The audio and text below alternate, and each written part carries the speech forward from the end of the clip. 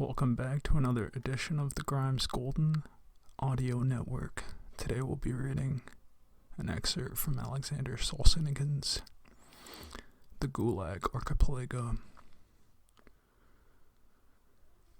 We're going to be reading a chapter called The Ascent. After his stay in the Soviet gulags, the author begins to undergo a powerful transformation as he feels his soul enlightened and released, despite the physical confines of the gulag surrounding him. Let's begin. Chapter 1, The Ascent. And the years go by, not in swift staccato as they joke in camp. Winter, summer, but a long drawn-out autumn, an endless winter, an unwilling spring, and only a summer that is short. Even one mere year. Phew, how long it lasts. Even in 1 year, how much time is left for you to think? For 365 days, you stomp out to line up in a drizzling, slushy rain, and in a piercing blizzard, and in a biting and still sub-zero cold. For 365 days, you work away at hateful, alien work with your mind unoccupied. For 365 evenings, you squinch up, wet, chilled, in the end-of-work lineup, waiting for the convoy to assemble from the distant watchtowers. And then there's the march. And the march back, and bending down over 730 bowls of gruel, over 730 portions of grits. Yes, and waking up and going to sleep on your multiple bunk, and neither radio nor books to distract you. There are none, and thank God. And that's only 1 year, and there are 10, there are 25. And then 2, when you're lying in the hospital with dystrophy, that too is a good time to think. Draw some conclusions from misfortune, and all the endless time.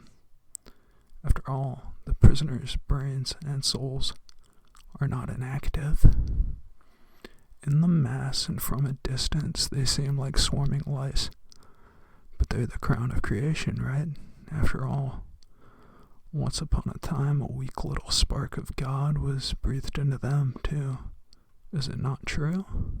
So what's become of it now?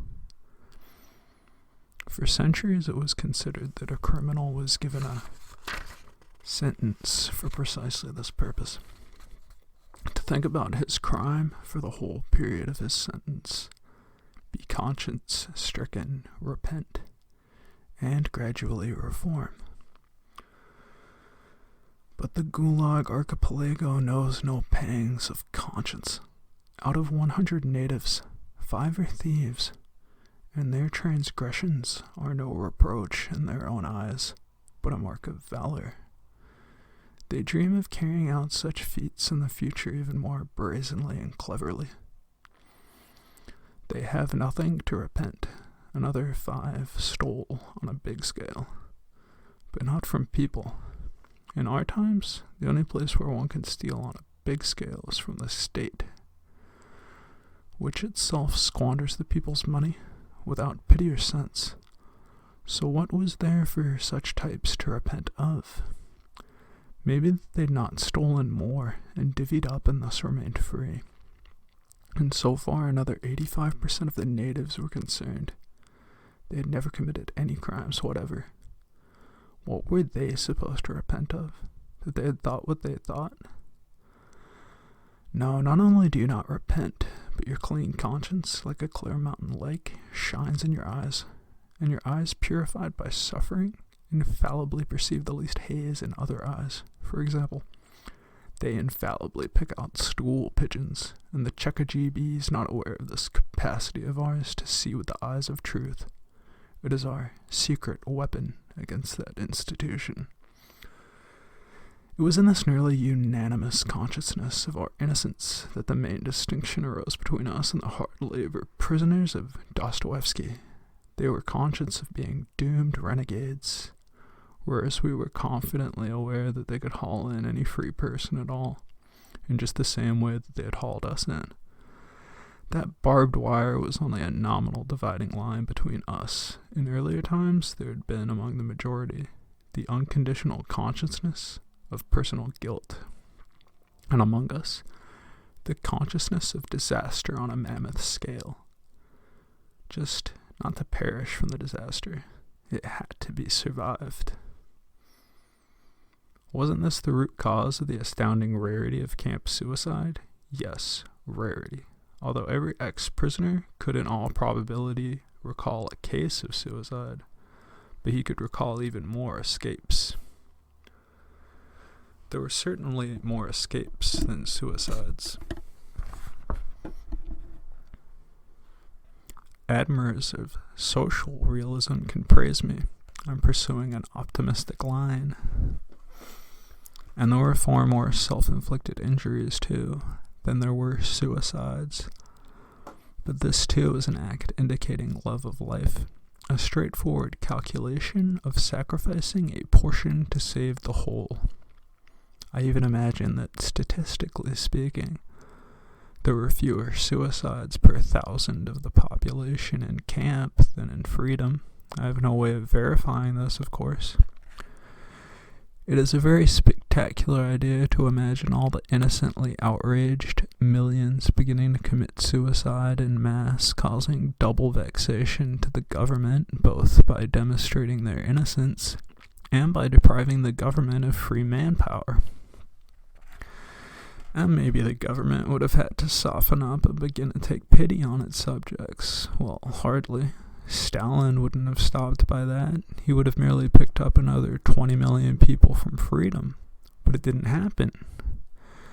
People died by the hundreds of thousands and millions, driven, it would seem, to the extremity of extremities.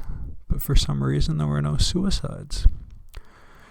Condemned to a misshapen existence, to waste away from starvation, to exhaustion from labor, they didn't think to put an end to themselves. And thinking the whole thing over, I found that proof to be the stronger. A suicide is always a bankrupt, always a human being in a blind alley. A human being who has gambled his life and lost and is without the will to continue the struggle. If these millions of helpless and pitiful vermin still did not put an end to themselves, this meant some kind of invincible feeling was alive inside them. Some very powerful idea. That there was the feeling of universal innocence. It was the sense of an ordeal of the entire people, like the Tatar yoke. But what if one has nothing to repent of? What then? What then does the prisoner think about all the time? Poverty and prison? Give wisdom? They do. But where is it to be directed? Here's how it was with many others, but not just with me. Our initial first prison sky consisted of black swirling storm clouds and black pillars of volcanic eruptions. This was the heaven of Pompeii, the heaven of the Day of Judgment, because it was not just anyone who had been arrested, but I, the center of this world. Our last prison sky was infinitely high, infinitely clear, even paler than sky blue. We all, except religious believers, began from one point. We tried to tear our hair from our head, but our hair had been clipped close. How could we? How could we not have seen those who informed against us? How could we have not seen our enemies, and how hated them? How could we avenge ourselves on them? And what recklessness, what blindness, how many errors, how can they be corrected? They must be corrected, all the more swiftly. We must write, we must speak out, we must communicate. But there's nothing we can do, and nothing's gonna save us.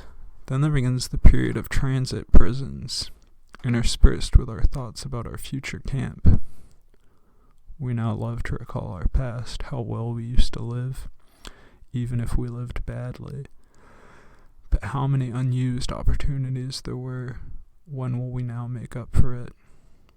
If I only manage to survive, oh, how differently, how wisely I'm going to live. The day of our future release, it shines like a rising sun, and the conclusion is, survive to reach it, survive at any price. This is simply a turn of phrase, a sort of habit of speech, at any price. But then the worlds swell up with their full meaning, and an awesome vow takes shape to survive at any price. And whoever takes that vow, whoever does not blink before its crimson burst, allows his own misfortune to overshadow both the entire common misfortune and the whole world. This is the great fork of camp life. From this point, the roads go to the right and to the left. One of them will rise and the other will descend. If you go to the right, you lose your life, and if you go to the left, you lose your conscience. One's own order to one's own self, survive, is the natural splash of a living person. Who does not wish to survive? Who does not have the right to survive, straining all the strength of our body in order to all our cells survive?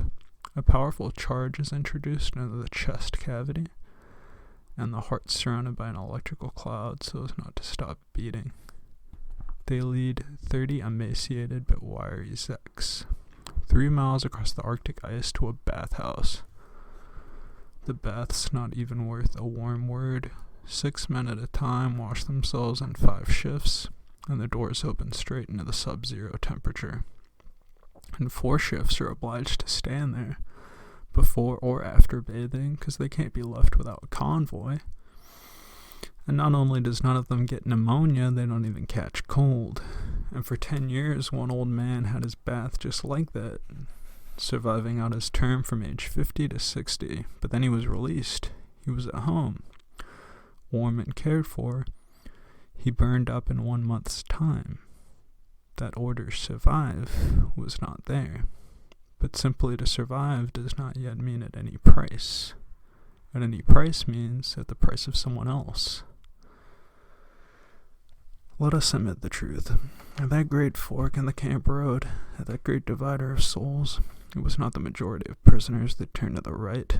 Alas, not the majority. But fortunately, neither was it just a few. There are many of them, human beings, who made this choice. But they did not shout about themselves. You had to look closely to see them. Dozens of times the same choice had arisen before them too, but they always knew, and knew their own stand. Take Arnold Susi, who was sent to camp at about the age of 50. He'd never been a believer, but he'd always been fundamentally decent. He never led any other kind of life, and he wasn't about to begin any other. He was a Westerner, and what that meant was that he was doubly unprepared and kept putting his foot into it all the time and getting into serious difficulties. He worked at general work, and he was imprisoned in a penalty camp, and he still managed to survive. He survived as exactly the same kind of person he had been when he came to camp.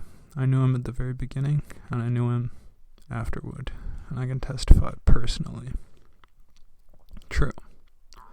There were 3 seriously mitigating circumstances which accompanied him throughout his camp life. He was classified as an invalid. For several years, he received parcels. And thanks to his musical abilities, he got some additional nourishment out of amateur theatricals. But these 3 circumstances only explain why he survived. If they had not existed, he would have died, but he wouldn't have changed. And perhaps those who died did die because they did not change. And Tarashkovich, a perfectly ordinary, straightforward person, recalls, there were many prisoners prepared to grovel for a bread ration or a puff of Makorka smoke. I was dying, but I kept my soul pure. I always called a spade a spade. It had been known for many centuries that prisons caused the profound rebirth of a human being. The examples are innumerable, such as that of Silvio Pellico. Though serving 8 years, he was transformed from a furious Carbonaro to a meek Roman Catholic. In our country, they always mention Dostoevsky in this respect. These transformations always proceed in the direction of deepening the soul. Ibsen wrote, "From lack of oxygen, even the conscience will wither." By no means. It's not by any means so simple. In fact, it's the opposite. Take General Gorbatov. He'd fought from his very youth, advanced through the ranks of the army, and had no time at all in which to think about things. But he was imprisoned, and how good it was. Various events awakened within his recollection, such as his having suspected an innocent man of espionage, or his having ordered by mistake the execution of a quite innocent Pole. Well, when else would he have remembered this? After rehabilitation, he did not remember such things very much. Enough has been written about prisoners' changes of heart to raise it to the level of penological theory. For example, in the pre-revolutionary Prison Herald, Luchenetsky wrote, "Darkness renders a person more sensitive to light. Involuntary inaction and imprisonment arouses in him a thirst for life, movement, work. The quiet compels profound pondering over his own I, over surrounding conditions, over his own past and present, and forces him to think about his future." Our teachers, who had never served time themselves, felt for prisoners only the natural sympathy of the outsider. Dostoevsky, however, who served time himself, was a proponent of punishment, and that's something worth thinking about. The proverb says, "Freedom spoils, and lack of freedom teaches." But Pellico and Luchenetsky wrote about prison, but Dostoevsky demanded punishment in prison. But what kind of lack of freedom is it that educates? Camp? That's something to think about. Of course, in comparison with prison, our camps are poisonous and harmful. Of course, they were not concerned with our souls when they pumped up the archipelago, but nonetheless, is it really hopeless to stand fast in camp? And more than that, was it really impossible for one's soul to rise in camp? Here in Ike, who was born around 1940, one of those boys who under Khrushchev gathered to read poems on Mayakovsky Square, but were hauled off instead in Black Marias. From a Patma camp, he writes to his girl, "Here all the trivia and fuss have decreased. I have experienced a turning point. Here you hearken to that voice deep inside you, which amid the surfeit and vanity used to be stifled by the roar from outside." At the Samarka camp in 1946, a group of intellectuals had reached the very brink of death. They were worn down by hunger, cold, and work beyond their powers, and they were even deprived of sleep. They had nowhere to lie down. Dugout barracks had not been built. Did they go and steal, or squeal, or whimper about their ruined lives? No. Foreseeing the approach of death in days rather than weeks, here is how they spent their last sleepless leisure. Sitting up against the wall, Timofeyev Rosovsky gathered them into a seminar, and they hastened to share with one another what one of them knew and the others did not. They delivered their last lectures to each other. Father Savali spoke of unshameful death, a priest academician about patristics, one of the Uniate Fathers about something in the area of dogmatics and canonical writings, an electrical engineer on the principles of the energetics of the future, and a Leningrad economist on how the effort to create principles of Soviet economics had failed for lack of new ideas. Timofeyev Rostovsky himself talked about the principles of microphysics. From one session to the next, participants were missing. They were already in the morgue. This is the sort of person who can be interested in all this while already growing numb with approaching death. Now that's an intellectual. Pardon me, you love life? You who exclaim and sing over and over and dance it too. I love you, life. Oh, I love you, life.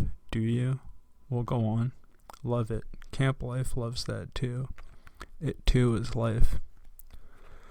There, where there is no struggle with fate, there you will resurrect your soul. You haven't understood a thing. When you get there, you'll collapse. Along our chosen road are twists and turns and twists and turns uphill or up into the heavens. Let's go. Let's stumble and stagger. The day of liberation. What can it give us after so many years? We will change unrecognizably, and so will our near and dear ones, and places which once were dear to us will seem stranger than strange. And the thought of freedom after a time even becomes a forced thought, far-fetched, strange. The day of liberation, as if there were any liberty in this country, or as if it were possible to liberate anyone who has not first become liberated in his own soul. The stones roll down from under our feet, downward into the past. They are the ashes of the past, and we ascend.